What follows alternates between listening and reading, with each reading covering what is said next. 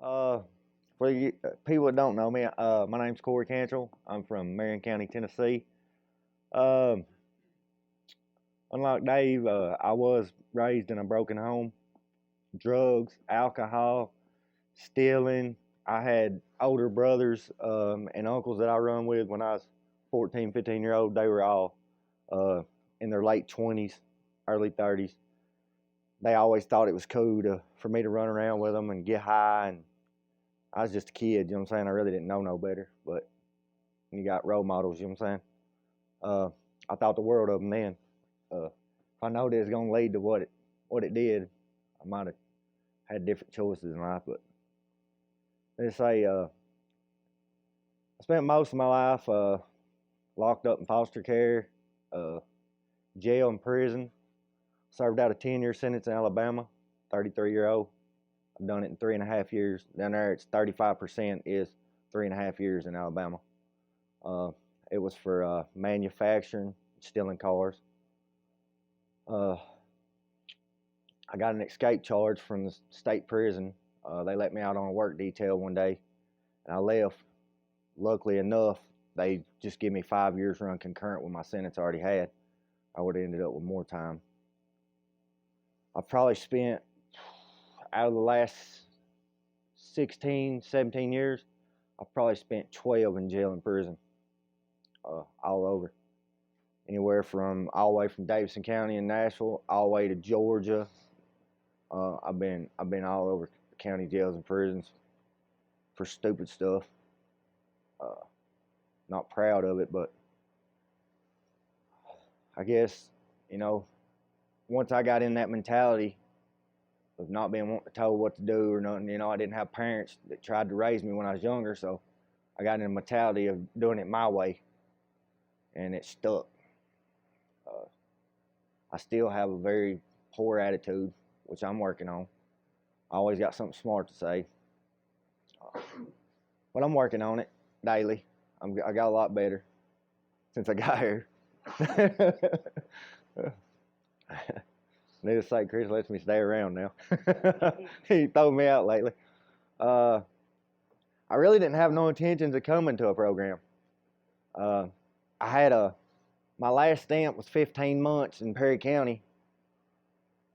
I served out 15 months day for day to flatten out a sentence I had. They tried to give me probation. I told the judge I just wanted to flatten it so I didn't have to be on no more paper, because the probation always seemed to get me anyway. I never stay out there 6, 8 months and probation get me. So I just told the judge, I was like, what'd it take? He said 15 months. So I said, I'll take it. Got put on work detail down at Perry County working for rescue squad. Done great. Done my time, got out. By the time I got out, I met Tia, and she was running wild in addiction. So I got to running with her, got right back into what I was doing beforehand, and she ended up going to jail because she was on a bunch of paper. Well, so they sent her up here to Freedom House. She was there about 15, 20 days. She was trying to get me to come get her. I was like, I ain't coming up there. I'm not coming and getting you. You know what I'm saying? Do your time. You got a year up there to do it. You know what I'm saying? She's like, so after a little while, she didn't ask me to come get her no more. She's like, won't you come up here? And I'm like, I ain't coming up there. Well, then, so my ex-old lady, I had 2 kids with her. Well, she ended up getting busted at the dope house with my 2 kids. The state took my kids. So they looked at me and told me, said, you can't pass the drug test, you can't have your kids. We're putting them in foster care. So I was like, okay. So she's trying to get me to come up here, so I was like, maybe it's the right thing to do. So I'm sitting there one day, I'd been getting high for weeks. I'm sitting there and I'm like, I had $200 in my pocket, a Mustang, a Jeep, and about a half a gram of dope. Not even enough to do nothing with, you know what I'm saying? A joke. I'm like, okay. So I get in my car, I head this way. I didn't have nothing but tools. I was a mechanic. That's what I done. So I loaded my whole car was nothing but tools when I left out. Brought my tools with me. I get up here. I stayed up for like 3 days over there. Terry Carter was having a fit because I hadn't been asleep. I was outside working on cars at 3 o'clock in the morning. They're having a fit, you know what I'm saying? They're wanting to throw me out. I'm like, whatever, really didn't care at the time. And she was over at the women's house, which is Rosa, I think. Yeah. And so Sonny comes in, finds out I can do all this carpenter work stuff, and he's like, well, listen, if you'll work for me, I'll move you and Tia in together in 30 days.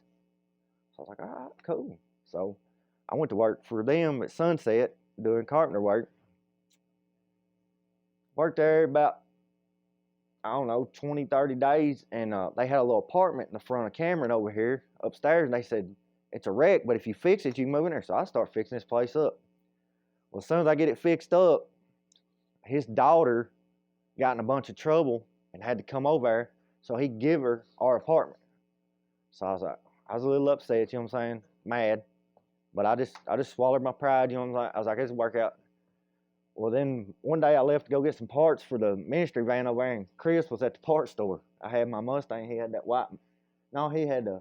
I remember. Yeah, he had that white Mustang. He had just got it. And so we was over there, and he was telling me about he used to be over there. I was like, all right. And I was telling him about what was going on. He's like, look, man, you want to get away from all that mess. I already know. Just come over and holler at me. So my wife went over to, she was my girlfriend at the time. We wasn't married yet. She goes over to work for Sonny, and Sonny's screaming at her. She calls me, I'm leaving, da, da, da. And I'm like, oh, Lord. You know, we can't, if we go back home, she's going to jail, straight to jail. She's on a furlough.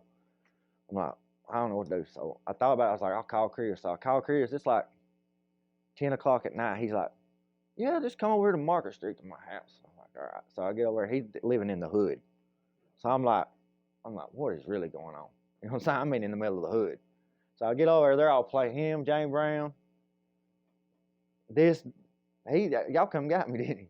They're over there playing music at 10 o'clock at night. I'm like, I'm stressed. You know what I'm saying? So they got me moved over, and he's like, just tell Tia to come on over here. I was like, she's going to go to jail if she just leaves. He's like, no, I'll take her down to jail tomorrow. And I'm like, what? So he loads Tia up. The next morning, takes her down to the county jail and turns her into the jail. I'm like, oh, Lord, this ain't going to be good. Well, about 15, 20 minutes later, he come out there with the papers, done got her furlough changed over. So I was like, that's a blessing, you know what I'm saying? Well, we moved into the couples, which is where he lives now. We was there about, probably about 9 months, 10 months. And I worked for the ministry the whole time. I made $100 a week for 9, 10 months, which we was just starting the garage. The ministry didn't have no money. Half these houses when I got here, there wasn't no houses. There wasn't no floors.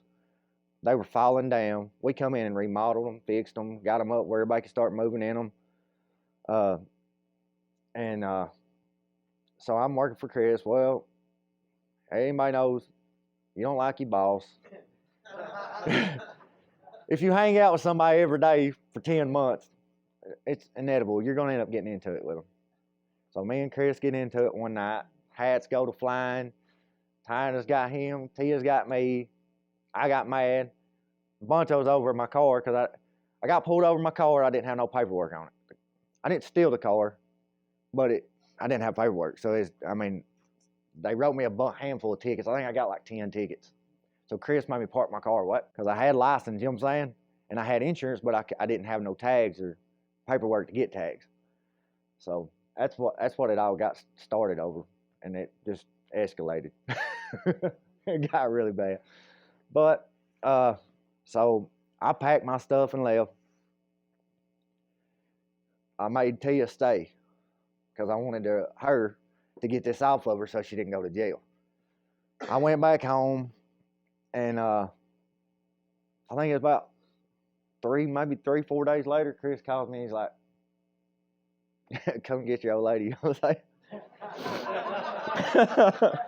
she's up here bucking the system, you know what I'm saying? It was her. Because I was gone, so she was up here bucking the system, so I had to come get her. Well, we get home. Everything was really rocky, our relationship and everything. Because, I guess just the tension of her being out there having warrants. Well, I get on the interstate one night, the cops behind me. He'd been following me through town for about 15 minutes. I had the loudest Mustang you ever heard in your life. And I'm getting on the on ramp, and I looked at Tia and I said, he's gonna get out behind me, or I'm fixing to run off and leave him. So I just geared on down and took off. I got up about 95, 100, and he blue lined me. I pulled over, and he walked up to the car, and he didn't even want nothing from me. He didn't want no ID, no insurance, no registration, nothing. He said, she's got a warrant on her. So he noticed us, you know what I'm saying? I mean, the top was down on Mustang. It's convertible. I was like, all right. So she goes to jail. Well, I go up to her mom's. Before I could even get to her mom's house, they done OR'd her out. She's pregnant. She's about 3 or 4 months from having a kid. So they're like, well, they just OR'd her out. You know what I'm saying? COVID was going on. She's pregnant. They wasn't going to keep her at the jail. So I was like, all right. So she went and seen Schulte, got everything took care of. Schulte said, as long as y'all got a home plan down there, you know, y'all can stay. So my boss, which his name was Chris too down there, Chris Qualls, he give me a job doing vinyl siding and stuff. Had a good job, making good money. They let us stay with them. We stayed on the river. I bought a bass boat. We fished. But the whole time we was down there, every single person we was around was still getting high. You know, and that's really most of the problem. Tia wanted to go home so bad. But all our friends, our family, our parents, everybody was still down there drinking, getting high. The whole time we was down there, they'd come around, it'd make me a nervous wreck because we was just getting to see Caroline, which if y'all don't know, our oldest daughter, we just got her back last week, full custody. You know, we was just starting to get to see her, so if we had people around us with drugs, that would have ended all that. So we ended up staying there, and I woke up one morning, I told Tia, I was like, look, we got to get out of here. We got to go. This ain't going to work. I can't live here. It's just, I can feel the urge in my body. I can feel the things going on in my mind. You know, I'm ready. I'm fixing to get high if I don't go. So I didn't know what to do, so I told her, I was like, call Tina. So she called Tina. We're like, you know, can we come back? And at the time, you know, we didn't have the money to get up here. So Chris was like, well, don't worry about it. I'll just call Dr. Manley. So he called Dr. Manley, and they paid for our U-Haul ride back up here, all our stuff to get up here. And we moved back up here. And I've been here 17 months, 16, 17 months. Yeah. It's been a while. No, I've been back over a year. Been 15, 16 months, something like that. Been back for a while. But I was only gone, we was gone 87 days what we was gone, back down there. My relationship with Christ is what's kept me going. Staying involved with the ministry. We don't make no great money. If somebody tells y'all, listen here, we are overworked and underpaid. We work 70 plus hours a week every week. We work 7 days a week, and we do not make good money. But it's not about the money to me. I had a good job making good money. I could have stayed where I was at and went and got my own place and all this. I was bringing home $1,100, $1,200 a week, but the money didn't make me happy. That $1,100, $1,200 a week didn't make me happy. Working for this ministry tickles me to death. Seeing people come in and change and come out of here, you know, it takes a lot for people not to want to go back home. But to me, I like seeing them go back home sometime to see, just, you know, like Sydney. He wanted to go home so bad, but after he went there and seen what it was, it's a different story. Because if you truly change in your heart and you put Christ in your heart, then you'll know as soon as you walk through that door down there at your house that that's not home anymore. I love it up here. I love Lebanon. It's plenty of work. And the thing about up here, everybody I know is sober. So I don't see crackheads out down at the store. I don't see my old running buddies, my old dope buddies. Now, every now and then, somebody will come through here that I know from back home. I don't think there's been maybe 2 make it out of Paul graduated. And who else? That's it from Marion County. Tanner. Yeah, we won't count that. Anybody can make it if you don't let them out of their house for a year. uh, but it's just a different environment. I enjoy having Dr. Manley around, getting to work with him. If you get to know him on a personal level, he's a character. You can't help but like him. Like I said, Tyne and Chris, they're like family to us. Jay, I mean, these are people that when me and Chris have problems, I come talk to Jay. You know what I'm saying? And me and Chris, we don't always see eye to eye, but it has got better. Our relationship has got better. He's pig-headed and I am too. You know what I'm saying? That's just the bottom line. But if you give this place opportunity and you really stick it out, it will make a change. But you gotta put the work in. Anybody can fly under the radar and make it through here, but putting the work in is something else. I wish y'all guys had it like we did. We worked every day. If people come in and didn't have a job, they went to work with us. You know what I'm saying? They don't hardly do that anymore, but it is a lot of enjoyment in it, and you get to know people on a personal level. You get to learn a lot about somebody working with them all day long. They'll open up to you. You know what I'm saying? We're just walking through here every now and then. Nobody ever hardly says anything to me. You know? I do come through and try to spend time, but like I said, we work a lot out. Most of the time we don't get off till dark. And now I got 2 kids at home, so I'm trying to do the right thing there and be a father and go to the school stuff and take my kids to school every morning and all that. So it is getting a little rougher, but I do try to come over and spend time with all y'all. It is a good program, man. Anybody tells you this is not a good program, I promise you, it changed my life. This program and truly listening to Dr. Manley over there has 100% changed my life. I don't have no urges for drugs. I just run a crackhead out of the yard today. I can't stand being around it. I'm just going to be honest with you. I can't stand it. You walk out, I'll tell you, get out of the yard. I just can't stand it. I don't want to be around it because to me, you are the company you keep. If you run with the crackheads, you're going to be a crackhead. And you say, well, if it's family, it's different. No. I got a brother I haven't spoke to, and I called him once when he had a bad car wreck and got thrown through a windshield just to make sure he was alive. They said he said he was alive. That's the only time I've ever talked to him. And the whole time I've been up here, I don't speak to my mother. She's still out there in addiction. I let them people go out of my life because they will drag me down, especially my oldest brother. My other brother, I brought him up here. I think he made it 3 months, if that. And now he's sitting in prison for not following his court order and wants to call me every day or every other day and ask me for money and whine and cry on the phone while he's in prison. I about got to where I don't even answer the phone no more because I just don't feel like he's ready to change. I feel like he's in there doing the same thing he's doing out here. And I hate that. I love him, but I don't understand. You have to draw a line. If he don't want change, I can't change him. So I'd rather not involve myself with him. That's about all I got, man. I said, this program's, you're going to get out of it what you put into it. I hope to see all y'all graduate. I know there's a lot of people come and goes, but that's part of it because most people want a tailor-made recovery. They want it built for them, and it don't work like that. If it was working our way, we'd still be out there and be doing okay, but evidently we wasn't doing okay out there. I think that's all I got. Anybody got any questions?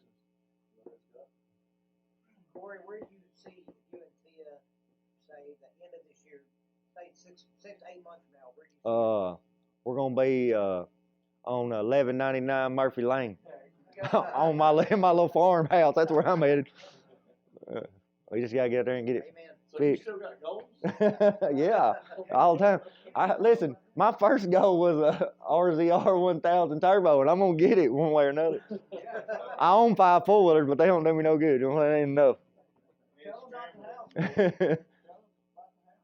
Yeah. So Dr. Manley and Miss Delphine helped me and my wife find a house out here. Bought it for an acre of land and a house for $20,000, which is very cheap. Acre of land around here goes for $20,000.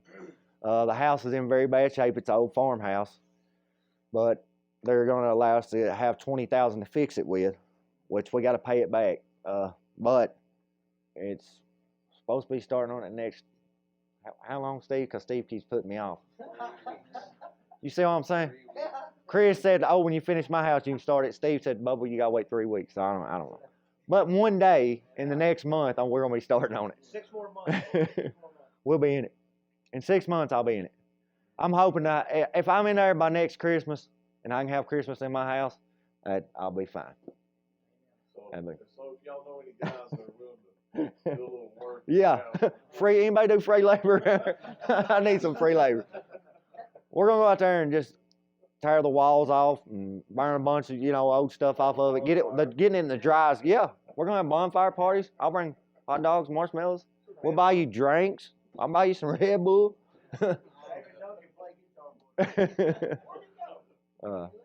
Yeah.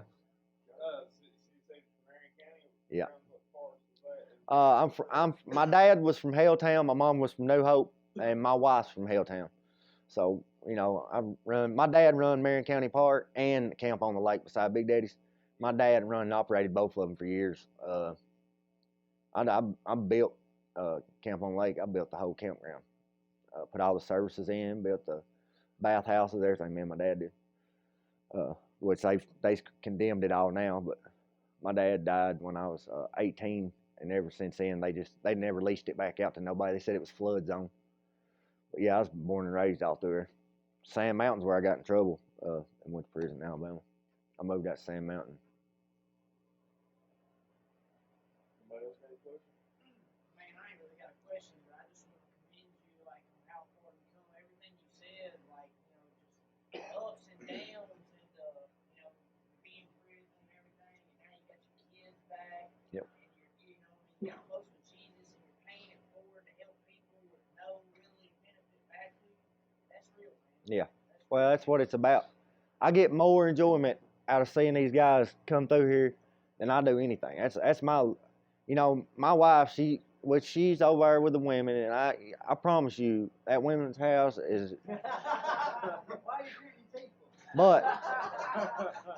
But she don't have the passion for it like I do. I love it. I can stay over here. It don't bother me. So every now and then I need a break from my wife. I'll come over and stay with them. But it is very, very. God's blessed me, no doubt. Just like our kids, our little boy.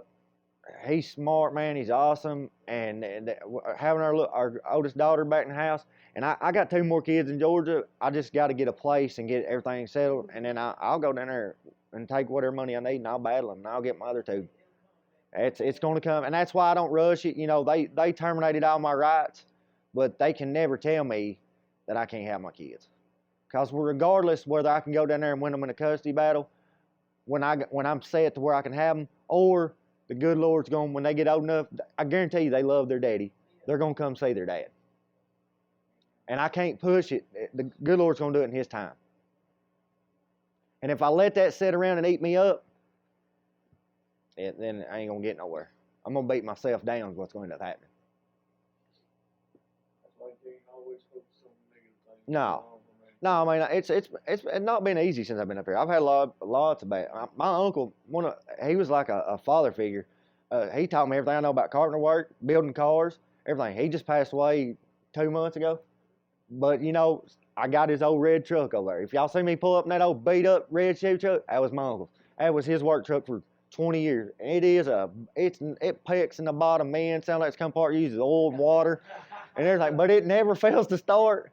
And it makes me happy just to walk out my back door and see it. Only Chevrolet you ever That's it. I hate Chevrolet. I'm a Ford fan, you know what I'm saying? But I'll drive it.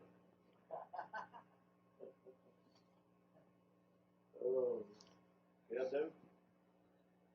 Cory should be fatter than me. We probably go out and eat. I don't know. I try as soon as we get through eating, somebody will pull up and say, "You want to go get something?" Yeah. I don't. Which, my mama's probably 5'5", 100 pounds.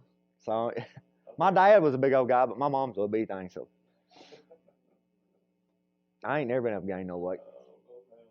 I eat everything. 27 boxes of little dude. I eat all the time. Hey, it keeps on feeling yourself. I eat good. We've had some good old times up here. Yeah.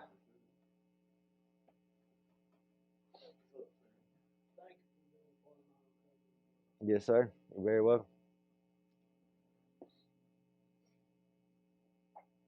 Seems like Stanley's been here, so he should be up there right now. I think he's graduated twice, ain't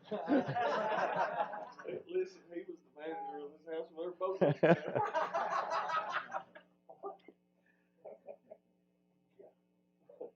he? Any of y'all are more than welcome to get my phone number. If I can do something for you, I don't care what time it is. You're more than call me. You know what I'm saying? If there's something I can help you with, or do for you, or talk you out of doing, you can call me. You know what I'm saying? I'm not opposed to anybody in here calling me or needing me for something.